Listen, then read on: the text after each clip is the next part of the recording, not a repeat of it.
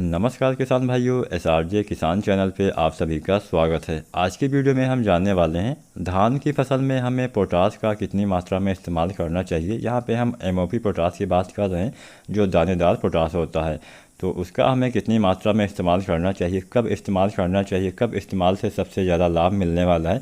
आज की वीडियो में हम इसी विषय पे आपको जानकारी देने वाले हैं।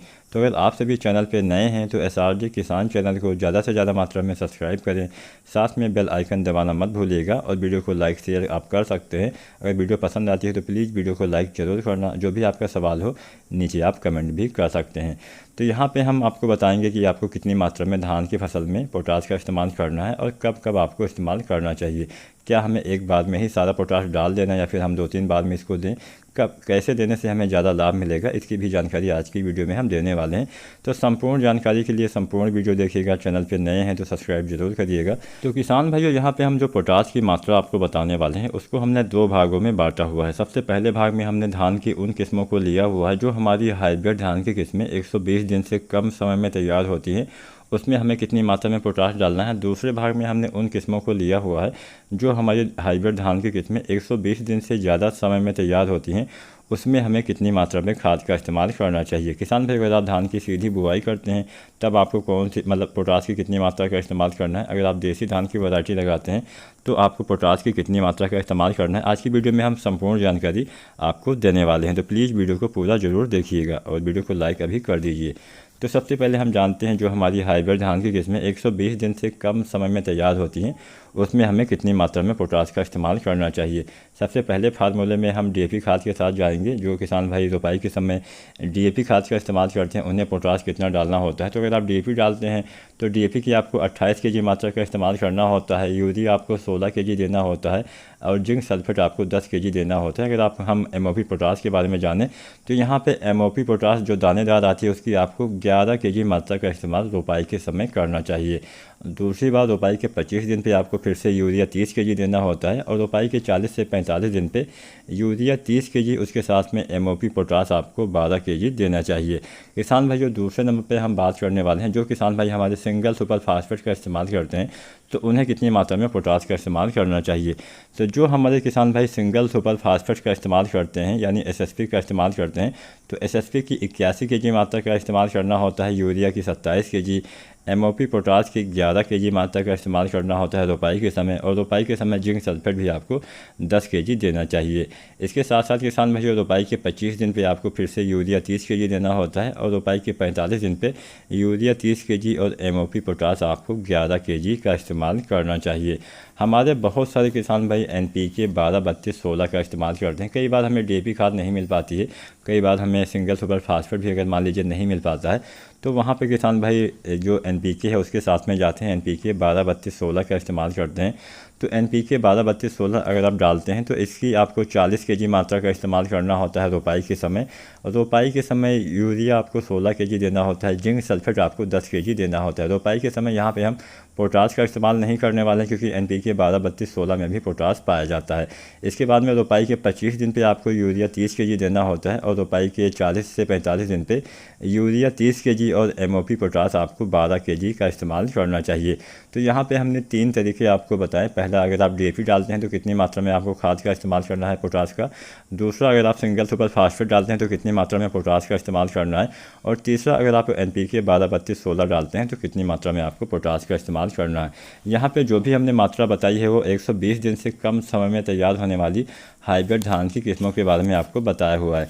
किसान भाइयों, अब हम चलते हैं अपने दूसरे भाग में। यहाँ पे हम आपको बताएंगे जो हमारी हाइब्रिड धान की किस्में 120 दिनों से ज़्यादा दिनों में तैयार होती हैं उसमें हमें कितनी मात्रा में जो पोटाश खाद है इसका इस्तेमाल करना चाहिए। तो जो हमारी धान की किस्में हाइब्रिड धान की किस्में 120 दिन से ज़्यादा समय में तैयार होती हैं और अगर आप उसमें DAP खाद का इस्तेमाल करते हैं तो रोपाई के समय आपको DAP खाद की 38 kg मात्रा का इस्तेमाल करना होता है। रोपाई के समय यूरिया आपको 20 kg देना होता है, MOP पोटाश दानेदार वाला आपको 20 kg देना होता है, जिंक सल्फेट आपको 10 kg देना होता है। ये 4 खादें आपको रोपाई के समय देनी चाहिए। इसके बाद में रोपाई के 30 दिन पर आपको यूरिया 40 kg देना होता है, रोपाई के 50 दिन पर यूरिया 40 kg, MOP पोटाश दानेदार आपको 20 kg देना चाहिए। अगर आप जो DAP खाद है इसका इस्तेमाल करते हैं तो इसके साथ में ये फार्मूला आपको देना चाहिए। नंबर 2 पे किसान भाइयों, अगर आप सिंगल सुपर फास्फेट का इस्तेमाल करते हैं तो यहाँ पे किसान भाइयों सिंगल सुपर फास्फेट यानी SSP आपको देना होता है 110 kg, यूरिया आपको देना होता है 35 किलोग्राम, MOP पोटास आपको देना होता है 20 किलोग्राम और जिंक सल्फेट आपको देना होता है 10 किलोग्राम। ये 4 खादें आपको रोपाई के समय देनी चाहिए। इसके बाद में रोपाई के जब 30 दिन हो जाते हैं तो रोपाई के 30 दिन पे आपको यूरिया 40 kg देना होता है और रोपाई के 50 दिन पे यूरिया 40 kg, MOP पोटास आपको 20 kg देना होता है। अगर आप सिंगल सुपर फास्फेट का इस्तेमाल करते हैं तो ये खाद आपको देनी चाहिए। अगर आप रोपाई के समय ये सारी खादें नहीं मिल पाती हैं तो आप NPK के साथ जाते हैं। तो अगर आप NPK 12-32-16 का इस्तेमाल करते हैं तो NPK 12-32-16 की आपको 55 kg मात्रा का इस्तेमाल करना होता है। यूरिया आपको 20 kg देना होता है, जिंक सल्फेट यहाँ पे आपको 10 kg देना होता है। रोपाई के समय केवल हम इन्हीं तीनों खादों का इस्तेमाल करते हैं। यहाँ पे आपको रोपाई के समय पोटास अलग से नहीं देना होता है क्योंकि NPK 12-32-16 में पोटास पाया जाता है। रोपाई के 30 दिन पे आपको फिर से यूरिया 40 kg देना होता है और रोपाई के 50 दिन पे यूरिया 40 kg, MOP पोटास आपको 25 kg देना चाहिए। तो यहाँ पे किसान भाइयों हमने 6 फार्मूले आपको बता दिए हैं। 3 फार्मूले 120 दिन से कम समय वाली किस्मों के लिए बताए हैं और 3 फार्मूले हमने 120 दिन से ज़्यादा समय के लिए बताए हुए हैं।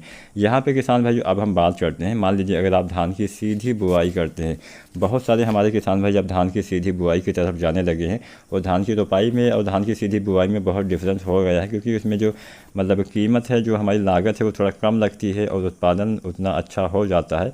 तो इसलिए हम सीधी बिजाई भी कर सकते हैं, सीधी बुआई भी कर सकते हैं। तो अगर आप धान की सीधी बुआई करना चाहते हैं तो रोपाई के समय जो हमने खादें बताई हैं उतनी ही खाद का इस्तेमाल आपको सीधी बुआई के समय भी आपको देना होता है। बस आपको जो खाद डालने की अवधि है उसको 10 दिन और आपको आगे बढ़ा देना होता है। जैसे यूरिया की दूसरी डोज अगर आप 30 दिन पे डाल रहे हैं तो उसको आपको 40 दिन पे देना होता है। अगर आप चौथी डोज यूरिया की आप अगर 50 दिन पे दे रहे हैं तो आपको उसको 60 दिन पे देना चाहिए। साथ में अगर आप MOP पोटास की जो दूसरी डोज देते हैं 50 दिन पे, यानी दूसरी मात्रा अगर आप 50 दिन पे देते हैं तो उसको आपको 60 दिन पे देना होता है। यानी जो खाद देने का समय है उसको आपको 10 दिन और आगे बढ़ा देना चाहिए। अगर आप हाइब्रिड धान की वैरायटी लगाते हैं, हाइब्रिड धान की किस्में लगाते हैं, जैसा कि बहुत सारे किसान भाई जो मतलब गांव देहात में रहते हैं वो बहुत सारे किसान भाई हाइब्रिड धान को देसी धान भी लगाते हैं। तो अगर आप देसी धान की किस्में लगाते हैं तो यहाँ पे जो भी हमने मात्रा बताई हुई है खाद की उसकी आधी मात्रा का इस्तेमाल आपको करना चाहिए। इतनी मात्रा पर्याप्त रहेगी आपकी देसी धान की वैरायटी के लिए। अगर आप मान लीजिए धान के समय आपको ये सारे जो खाद हमने बताई हैं तो मतलब रोपाई के समय ये सारी खादें नहीं मिल पाती हैं तो रोपाई के 10 दिन के अंदर आपको इन सभी खादों का इस्तेमाल कर देना चाहिए। कई बार नहीं मिल पाती हैं तो आपको घबराना नहीं है, रोपाई आपको कर देनी है। रोपाई के 10 दिन के अंदर आप इन सभी खादों का इस्तेमाल आसानी से करके अच्छा खासा पैदावार ले सकते हैं। आपको बिल्कुल भी घबराने की ज़रूरत नहीं है। इसके साथ साथ आपको एक बात का ध्यान और रखना है, जिंक सल्फेट को आपको कभी भी DAP खाद के साथ मिला के नहीं डालना चाहिए। हमेशा जिंक सल्फेट को आपको अलग से देना होता है, इसका इस्तेमाल अलग से आपको करना चाहिए। इसके साथ साथ अगर आप चाहते हैं पौधे की आपके अच्छे से बढ़वार हो, ज़्यादा कल्ले आए, ज़्यादा फुटाव हो, जिससे आपको ज़्यादा उत्पादन मिल सके, तो जो इफ्को सागर का लिक्विड आती है इसका भी इस्तेमाल किसान भाई कर सकते हैं। 2 ml प्रति लीटर पानी के हिसाब से घोल के आपको जब आपकी धान की फसल 25 दिन की हो जाए तब आपको देना चाहिए। इसके बाद में हर 15-15 दिन पे 2 बार आपको और छिड़काव कर देना चाहिए। तो किसान भाइयों अगर आप इन सभी खादों का इस्तेमाल करते हैं तो निश्चित ही आप धान में ज़्यादा पैदावार ले पाएंगे। अगर आज की जानकारी, आज की वीडियो पसंद आई हो, वीडियो को लाइक करें, चैनल पर नए हैं तो सब्सक्राइब जरूर करना। वीडियो देखने के लिए बहुत बहुत धन्यवाद।